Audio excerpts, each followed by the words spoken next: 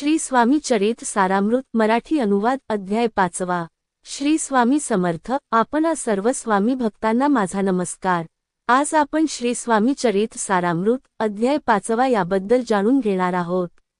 अध्यायाला सुरुवात करताना ग्रंथकाराने जर सत्पुरुषांचा सहवास लाभला तर भक्तांमध्ये उत्तम बदल घडून येतात असे विधान केले आहे. ज्यांची पूर्व पुण्याई आहे त्यांनाच श्री स्वामींचा सहवास लाभला. अक्कलकोट निवासी जनता तर परम भाग्यशाली होती.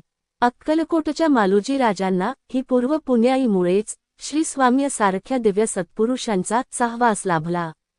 श्री स्वामींची कीर्ती पूर्ण भारतभर पसरली होती. इतकेच नव्हे तर बडोद्याचे राजाधिकारी मल्हारराव गायकवाड यांच्या कानावर पोहोचली. मल्हारराव गायकवाडांच्या मनात विचार आला की आपण श्री स्वामींना अक्कलकोटहून थेट आपल्या बडोद्यास घेऊन यावे.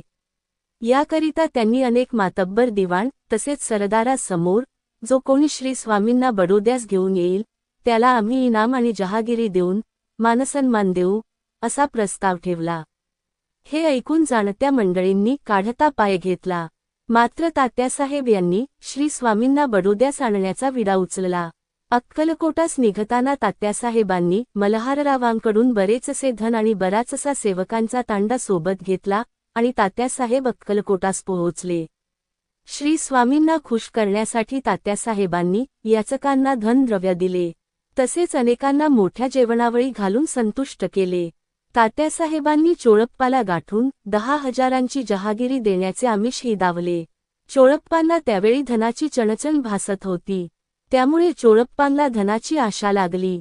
चोळप्पांनी हा विषय श्री स्वामींपाशी काढला आणि आपण बडोद्यास गेल्यावर आपला योग्य सन्मान होईल असे सांगितले.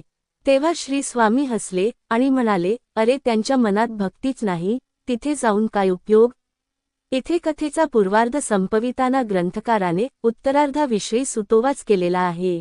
अशा रीतीने श्री स्वामी चरित्र सारामृत अध्याय 5 समाप्त होतो. श्री स्वामी समर्थ. जय जय स्वामी समर्थ.